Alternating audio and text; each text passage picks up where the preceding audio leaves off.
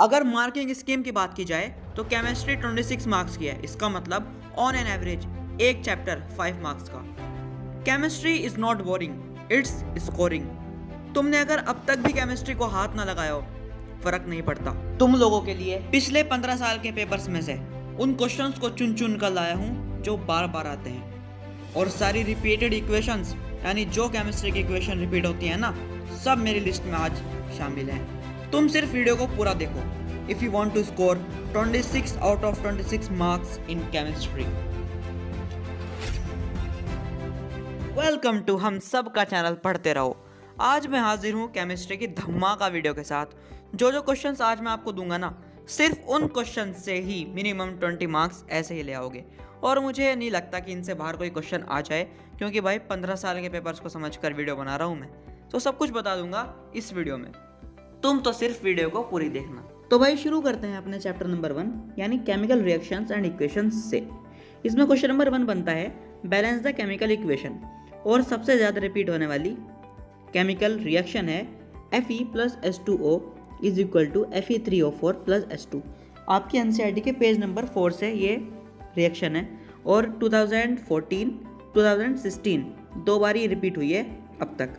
और क्वेश्चंस मैंने आपको वही दिए हैं जो आ सकते हैं, यानी आने के चांसेस हैं और आते हैं, वे वाले क्वेश्चंस हैं ये करना ज़रूर, और देखना कि क्या स्कोर बनता है आपका केमिस्ट्री में। क्वेश्चन नंबर 2 आता है why should a magnesium ribbon be cleaned before burning in air. भाई बहुत ज़्यादा पूछा जाता है क्वेश्चन ये मान लीजिए आप 15 साल में आधे से ज़्यादा बार यानी 7 या 8 बार तक आ चुका है क्वेश्चन, तो देख लीजिए इसकी इंपॉर्टेंस को।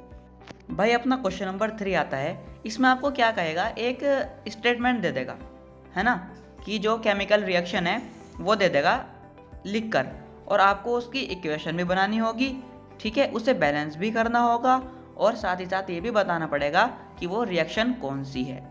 तो क्वेश्चन देखो, calcium oxide reacts vigorously with water to produce slaked lime calcium hydroxide, यानी releasing a large amount of heat.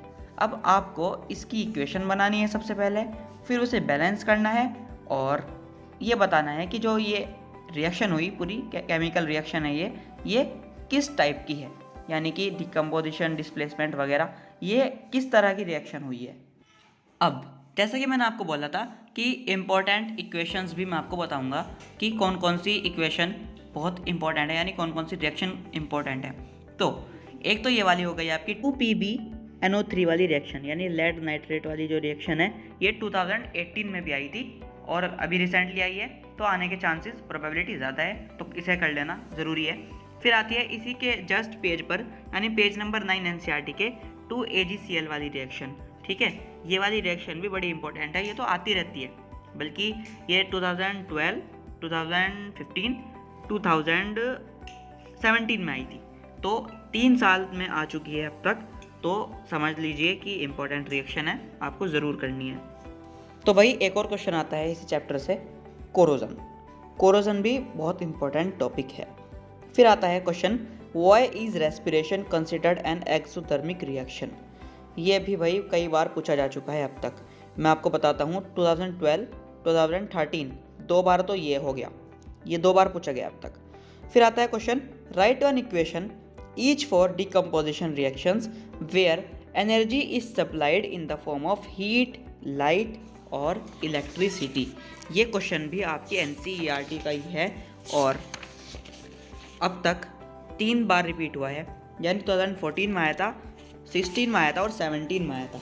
आपकी एनसीईआरटी का 12th क्वेश्चन है ये, आपकी एक्सरसाइज का 12th क्वेश्चन, तो इसे भी करना है आपको ज़रूर। फिर आता है अपना chapter 2 acids, basis and salts. इससे सबसे इंपॉर्टेंट क्वेश्चन तो ये बनता है कि भाई एसिड्स में और बेसिस में फ़र्क क्या है, यानी इंपॉर्टेंट रिएक्शंस आ जाती हैं। रिएक्शंस में पेज नंबर 20 एनसीईआरटी से ये इंपॉर्टेंट हैं, यानी आती रहती हैं। Na2CO3 वाली रिएक्शन है, एक NaHCO3 वाली रिएक्शन, तो ये 2 रिएक्शंस हैं पेज नंबर 20 से जो कई बार आई हैं। मैं आपको ईयर बताऊं तो 2010 में आई थी, 2014 में आई थी, ये 2 रिएक्शंस। पेज नंबर 20 से ही एक और रिएक्शन है CaOH2 वाली रिएक्शन, ये भी आती रहती है, ठीक है, इंपॉर्टेंट रिएक्शन है ये भी। फिर आते हैं पेज नंबर 21 पर। पेज नंबर 21 पे भी कैल्शियम कार्बोनेट वाली रिएक्शन बहुत ज़्यादा इंपॉर्टेंट है, 2017 और 18 दोनों में आ चुकी है अब तक। चलो भैया आगे बढ़ते हैं। पेज नंबर 22 एनसीईआरटी, इस पे से question number 2, which gas is usually liberated वाला क्वेश्चन भाई 4 बार आ चुका अब तक। 2012 में आया था, फिर 14 में भी आया, फिर 15 में भी आया और फिर 18 में भी आया। तो समझदार बच्चों समझ सकते हो कि कितना इंपॉर्टेंट क्वेश्चन दिया है तुम्हें। तो भैया अगला क्वेश्चन आता है पेज नंबर 25 एनसीईआरटी से, which is question number 2, why does an aqueous solution of N acid conduct electricity. 2011 में आया था, फिर 13 में आया था और फिर 16 में आया था। 3 बार आ चुका ये मेरी नज़रों में अब तक। ठीक है, तो कर लेना यार, बहुत ज़रूरी क्वेश्चन है ये। क्या है, जो भी मैं आपको दे रहा हूँ सारे ही ज़रूरी हैं, एक से बढ़ के एक क्वेश्चन ज़रूरी दे रहा हूँ मैं आपको इस वीडियो में। तो लाइक ज़रूर कर देना, ठीक है, अगर अच्छा लग रहा हो तो लाइक ज़रूर कर देना। इसके बाद है बेकिंग सोडा और वॉशिंग सोडा। बेकिंग सोडा आपको अच्छी तरह पढ़ना है और वॉशिंग सोडा भी। बेकिंग सोडा की रिएक्शंस भी और बेकिंग सोडा के बारे में भी, मतलब उसका क्या यूज़ है ना, यूजेस भी पढ़ लेना। वॉशिंग सोडा और उसके रिएक्शन, तो ये बड़े इंपॉर्टेंट हैं, ये आते रहते हैं। ठीक है, अगर आपको ईयर बताऊँ मैं तो 16 में आया था और 18 में आया था बेकिंग सोडा का, और वॉशिंग सोडा का पहले आया था। इन टोटल दोनों ही टॉपिक बड़े इंपॉर्टेंट हैं, इन्हें ज़रूर करना आप। फिर आती है हमारी एक reaction which is on page number 33 of NCERT class 10 science book, और रिएक्शन क्या है, प्लास्टर ऑफ पेरिस की रिएक्शन। इसके बाद पीओपी का एक और क्वेश्चन आता है which is plaster of Paris should be stored in a moisture proof container, explain why. तो 35 पेज नंबर पर है ये एनसीईआरटी के। ठीक है, तो इसी के साथ चैप्टर 2 फिनिश कर लेते हैं हम। अब बढ़ते हैं चैप्टर नंबर 3 की तरफ। Moving to chapter number 3, metals and non metals. तो सबसे बड़ा सवाल है इसका, मेटल्स और उनकी प्रॉपर्टी बताओ, मतलब मेटल्स क्या होते हैं और उनकी क्या क्या प्रॉपर्टीज होती हैं। और भैया इंपॉर्टेंट केमिकल रिएक्शंस, तो पेज नंबर 43 पे जितनी भी रिएक्शंस हैं पूछी ही जाती रहती हैं ये, इनका कुछ नहीं पता कि कब कौन सी आ जाए। ठीक है, तो जितनी भी रिएक्शन है मैंने आपको दे दी है, स्क्रीन पर आपकी हैं, तो आप इन्हें ज़रूर से ज़रूर कर लेना, बिल्कुल ज़रूर कर लेना। ठीक है, उसके बाद बढ़ते हैं अगले क्वेश्चन की तरफ। Show the formation of Na2O and MgO by the transfer of electrons, ये वाला क्वेश्चन भी आ जाता है। उसके बाद आता है give reasons why copper is used to make hot water tanks and not steel. ठीक है, वाला क्वेश्चन आपका 2010 में आया था, फिर 9 में भी आया था, हाँ, और फिर 16 में, तो 3 बार आ चुका है, यानी कि इंपॉर्टेंट क्वेश्चन है और आपकी प्री बोर्ड्स में भी शायद आ चुका होगा अब तक। तो मतलब कुल मिला के बात यह है कि इंपॉर्टेंट क्वेश्चन है, आपको ज़रूर करना है। आ जाओ चैप्टर नंबर 4 की तरफ, कार्बन एंड इट्स कंपाउंड्स। तो भाई इसमें पता है आपको नोमेनक्लेचर का सारा पार्ट कट चुका, तो इंपॉर्टेंट क्वेश्चन सिर्फ 3 ही बचे। मैं आपको बता देता हूँ, what would be the electron dot structure of carbon dioxide which has the formula CO2। ठीक है, इसका इलेक्ट्रॉन डॉट स्ट्रक्चर आपको बताना है, एनसीईआरटी से है। स्ट्रक्चर ऑफ बेंजीन का स्ट्रक्चर एनसीईआरटी से है, और electron dot structure of ethane. आ जाओ भाई आ जाओ चैप्टर नंबर 5 की तरफ, पीरियोडिक क्लासिफिकेशन ऑफ एलिमेंट्स।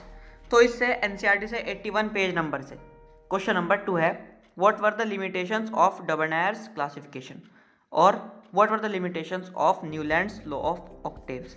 तो इन दोनों की आपको लिमिटेशन ज़रूर पढ़नी है, चाहे अचीवमेंट पढ़ो ना पढ़ो, लेकिन लिमिटेशन बहुत ज़्यादा इंपॉर्टेंट है। फिर आता है क्वेश्चन नंबर 2 आता है आपका एक्सरसाइज से, जो है element X forms a chloride वाला क्वेश्चन।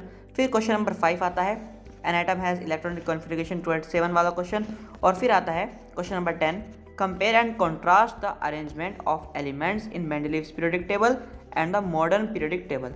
ठीक है, हमें एक तरह से कंपेयर करना है इन दोनों पीरियोडिक टेबल्स को। ये लिमिटेशन वाला क्वेश्चन जो आया था वो 11 में आया था, एक 13 में आया था। और अगर देखें क्वेश्चन नंबर 2, 5 और 10 को, तो ये हर साल या 2 साल में आते रहते हैं। ये तो बहुत ज़्यादा इंपॉर्टेंट है, most important questions of this chapter. तो इसी के साथ हमारी वीडियो समाप्त होती है इधर। अगर वीडियो थोड़ी सी भी अच्छी लगी हो तो लाइक ज़रूर से कर देना और अपने दोस्तों में शेयर ज़रूर कर देना, एंड बी सब्सक्राइब टू पढ़ते रहो, क्योंकि ये अपना ही चैनल है। Thank you, bye bye.